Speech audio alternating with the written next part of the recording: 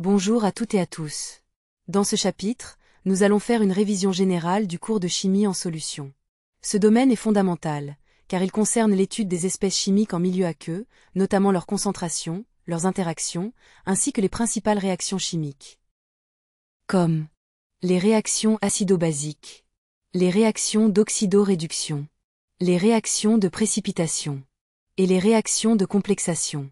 Nous allons revoir les définitions de base, les concepts essentiels et les formules à connaître, le tout sous forme résumée et progressive, pour vous aider à bien vous préparer aux examens.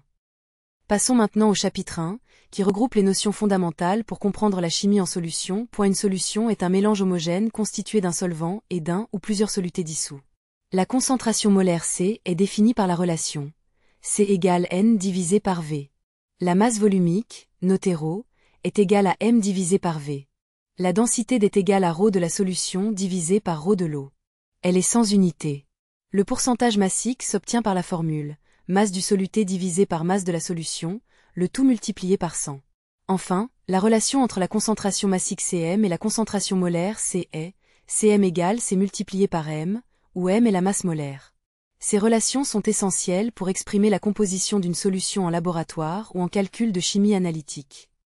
Ce chapitre aborde les réactions acido-basiques, fondamentales pour comprendre les transferts de protons en chimie des solutions. Il présente les notions de base nécessaires à leur compréhension.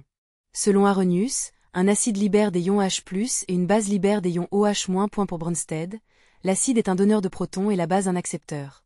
Un couple acide-base est noté AH sur A-. Les acides forts se dissocient totalement, contrairement aux acides faibles.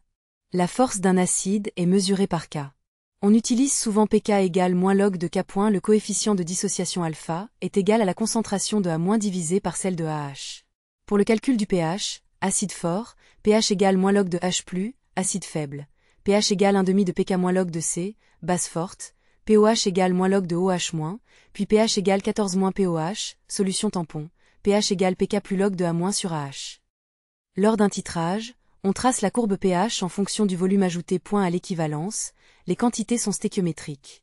Acide fort avec base forte, sonnette de pH. Acide faible avec base forte, zone tampon avant l'équivalence. Dans ce chapitre, nous abordons les réactions d'oxydoréduction, ou réactions redox, qui impliquent un transfert d'électrons. Un oxydant est une espèce chimique qui capte des électrons, tandis qu'un réducteur est celle qui les donne. La réaction redox est donc une interaction entre ces deux espèces, où les électrons sont transférés du réducteur vers l'oxydant. Pour bien analyser ces réactions, on utilise les nombres d'oxydation, qui indiquent l'état d'oxydation d'un élément. Voici quelques règles simples. L'oxygène a généralement un nombre d'oxydation de 2, l'hydrogène a un nombre d'oxydation de +1, un élément seul a un nombre d'oxydation égal à 0. Ces nombres nous aident à équilibrer les équations d'oxydoréduction. En conditions non standards, on utilise l'équation de Nernst, où E est le potentiel mesuré, E0 le potentiel standard, et N le nombre d'électrons échangés. Un exemple typique est la pile Daniell, qui illustre la conversion d'une réaction chimique spontanée en énergie électrique. Passons d'abord au chapitre 4, dissolution et précipitation. La solubilité, notée S, correspond à la quantité maximale d'un soluté pouvant se dissoudre dans un solvant pour former une solution saturée. Autrement dit, c'est la limite au-delà de laquelle le soluté ne peut plus se dissoudre. Le produit de solubilité, noté Kps, est une constante caractéristique de chaque sel peu soluble. Il correspond au produit des concentrations des ions dissous, chacune étant élevée à la puissance de son coefficient stéchiométrique.